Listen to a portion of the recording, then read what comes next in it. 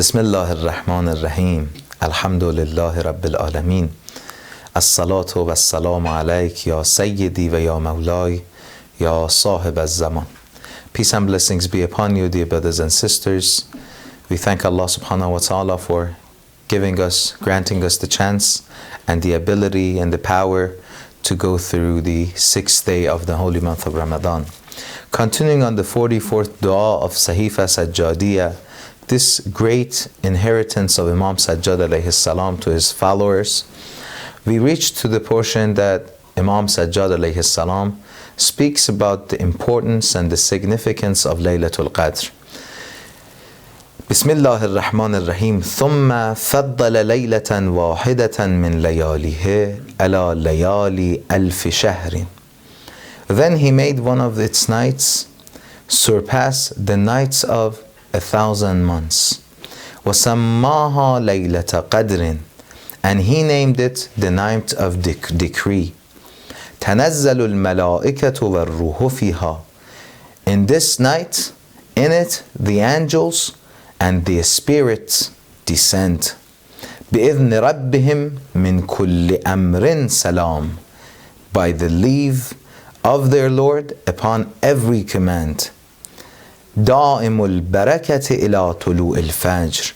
A peace that is constant in blessings until the rising of the dawn.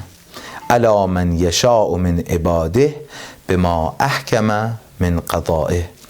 Upon whomever he will of his servants according to the decision he has made firm.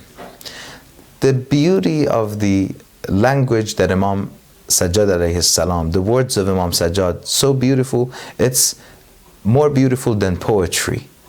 It's meaningful and at the same time, it's poetic.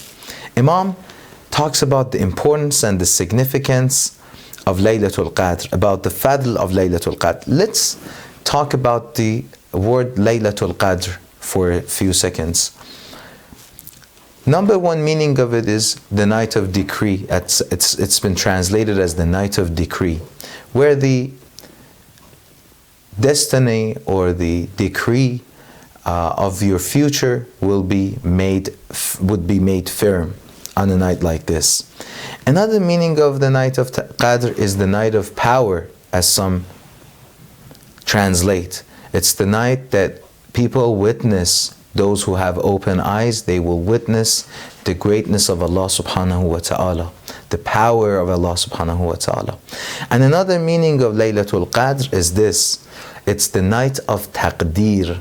Taqdeer, some of the scholars have translated it into evaluating and measuring the worth of someone, calibrating the value of someone. It's the night to reflect upon our actions, think and understand what is the value of each and every one of us. Where is it that we are standing? Where is it that we want to end up? There's a beautiful hadith from Amir al-Mu'mineen in the very important book Nahj al-Balagha. Amir al-Mu'mineen alayhi salam says, Rahimallahu abdan, Rahimallahu mri'an, man arafa qadrah. Allah's mercy be upon the servant who knows his value, who knows his worth. So night of Qadr is very important. And I was thinking why Imam Sajjad alayhi salam talks about the importance of Laylatul Qadr on the dua to begin the month of Ramadan, the dua 44th. What comes to mind very firstly and very initially is that Imam is trying to emphasize the importance of Laylatul Qadr and the fact that you have to prepare for it from the very beginning of the month. If you want to stay up throughout the night of Qadr to do du'as and to do prayers, you have to start from now on. It's already late, brothers and sisters. We have to start from right now to prepare, to warm up, to get ready for that Laylatul Qadr, inshallah. In a beautiful and compelling manner, Imam Sajjad alayhi salam informs us about the importance of Laylatul Qadr. Number one, that we all know, it's worth more than 1,000 months. that is equivalent to 80 years. Any good action done in such night is multiplied by 80 years. It's the night that the angels and Ar-Ruh descend. It's the night that constant blessing are out there for us until the rise of the morning. And it's the night that these decisions and the destiny of each servant of Allah subhanahu wa ta'ala is made firm. Final decrees take place.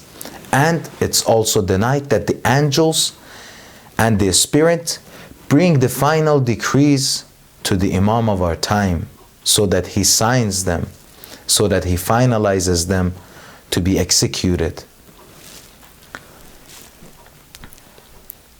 It's been said that the night of Qadr is the night of descension of the majority or all the angels and Al-Ruh. Who is Al-Ruh?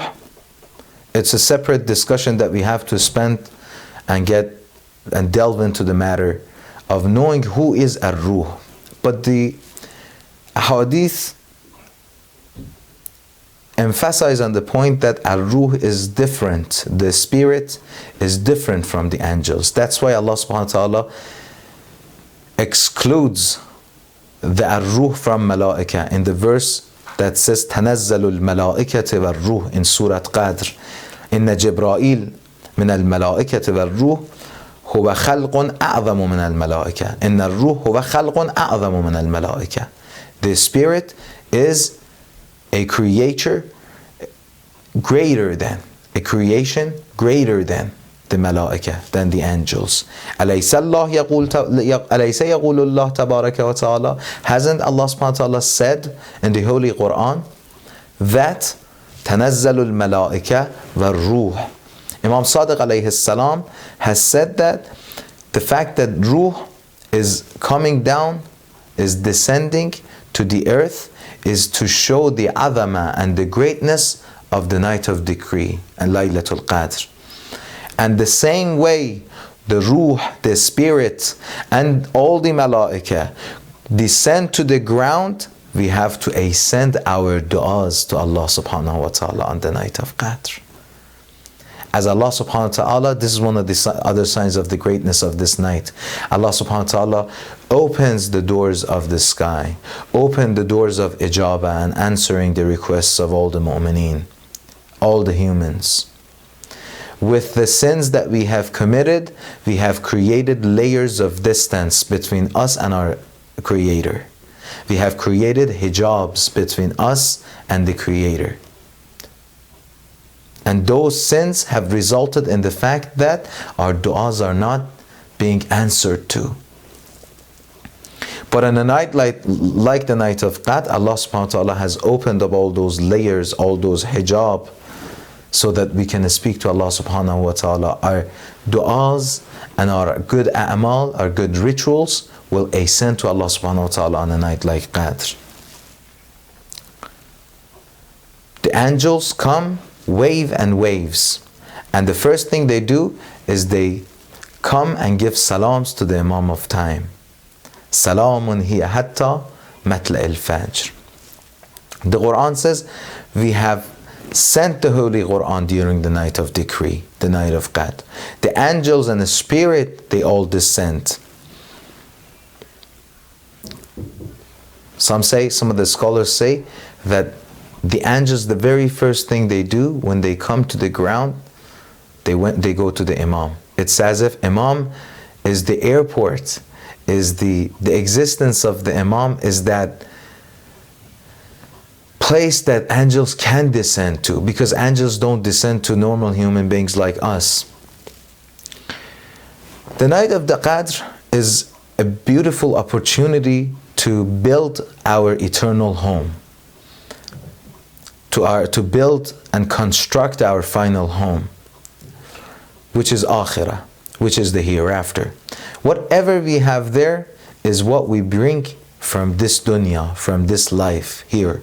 Ya laytani qaddamtu li hayati. Some people regret, or majority of us regret on that day of judgment. We only wish that we had I wish I had done more in this dunya. I wish I had not sinned as much as I did. I wish I had obeyed Allah subhanahu wa ta'ala, and I had obeyed my Imam of time more. In the Surah Wal-Asr we have Bismillah ar-Rahman ar-Rahim, Wal-Asr, Inna al-insana lafi khusr, illa alladhina amanu wa amilu as-salihat. Indeed, human being is at loss, except those who've believed and have done righteous deeds, and have advised each other to truth and advised each other to patience. وَتَوَاصَوْا بِالْحَقِّ وَتَوَاصَوْا بِالصَّبْرِ. This is the importance of the night of Qadr. It's a beautiful moment to make and build and construct the eternal home that we have. The true life starts after death. This life that we are in is like a joke. No one can compare eternity and that eternal home with the temporary life of this dunya. No one would consider 9 months in their mother's stomach as a life. The same way no one would consider 80 years, 70 years of life in this dunya with all the difficulties and tribulations that we have as life. وَإِنَّ الْآخِرَةَ لَهِيَ الْحَيَوَانِ. The true life is being felt in hereafter. It's the best night. Night of Qadr is the best night to seek forgiveness from Allah subhanahu wa ta'ala. And this night of destiny, it's the night that we can return and go back to Allah subhanahu wa ta'ala. It's the night that Allah subhanahu wa ta'ala has placed for us out of our love for the Ahlul Bayt. And it is worth 80 years of the life of this dunya, 80 years of action in this dunya. It's the night to repair what we have done in the past. So brothers and sisters, what are we going to tell Allah subhanahu wa ta'ala on the night of Qadr? We have to think about it from right now, from tonight. What do we have to present to Allah subhanahu wa ta'ala? We want two things from Allah subhanahu wa ta'ala on the night of Qadr. One is our past. We want our past, that we have sinned, that we have transgressed, that our hands are polluted with disobedience of Allah subhanahu wa ta'ala. We want Allah subhanahu wa ta'ala to forgive it. We want God to forgive us. We ask, the second thing we want from Him on the night of decree is we want to ask Allah subhanahu wa ta'ala about our future. We ask for the best for our future, which is summarized into one thing: to be a true follower of Imam al-Mahdi ajjalallahu ta'ala farajahu al-sharif, to be forgiven and to be purified and to be destined in a path to be able to serve our Imam of time alayhi salam wa ajjalallahu ta'ala farajahu al-sharif. Because it's during this night that the future and the following year will be destined, would be decreed. There's a beautiful saying from one of the Akhlaqi scholars, Ayatollah Javdan. He always prays at the end of his lectures. He says, "O Allah, fardahay ma ro behtar az diruzhay ma qarar bede." Make our tomorrows, make our future to become better than our current situation and our yesterdays, so that Allah subhanahu wa ta'ala places on a path of constant progress. فَاسْتَبِقُوا. That's the order of Allah subhanahu wa ta'ala, to compete on the path of good. فَاسْتَبِقُوا الْخَيْرَاتِ. There's a beautiful race between the true believers of Allah subhanahu wa ta'ala. They have a competition to do good deeds. The narrator that was in Masjid al-Haram in Mecca said, when I reached Hajr al-Aswad, I saw someone in prayer. I looked closer and I saw Imam Ali ibn al-Husayn, Imam Zayn al-Abidin. I observed him until he was done with his prayer. وَرَفَعَ بَاطِنَ كَفَّيْهِ إِلَى السَّمَاءِ. I saw that the palms of his hands were raised to the sky. وَجَعَلَ يَقُولُ. He began to say, Sayyidi, Sayyidi, my master. هَذِهِ يَدَاي. These are my two hands. قَدْ مَدَدْتُهَا إِلَيْكَ. That I have extended to you, towards you. بِالذُّنُوبِ مَمْلُوءَةً. These hands are filled with sins. Imam is saying these words. وَعَيْنَاي بِالرَّجَاءِ مَمْدُودَةٍ. And my eyes are filled with hope. We should try our best to never let despair from mercy of God enter our hearts. That has been mentioned by many of the marajib, almost by all of these scholars, to be one of the greatest sins. To have yes in Allah subhanahu wa ta'ala, to become hopeless from the mercy of Allah subhanahu wa ta'ala. Once you become hopeless from the mercy of Allah subhanahu wa ta'ala, Satan becomes hopeful in you. So we have to ask Allah subhanahu wa ta'ala on this night, which is the night before the 7th day of month of Ramadan, to grant us the chance to wake up, to grant us a chance to alleviate all those sins and pollutions that we have allowed our souls get polluted with, to get prepared for the night of Qadr that is ahead of us. Allahumma ajjal waliyaka al-faraj. May Allah hasten in the reappearance and return of our Imam of Time. Wassalamu alaikum wa rahmatullahi wa barakatuh.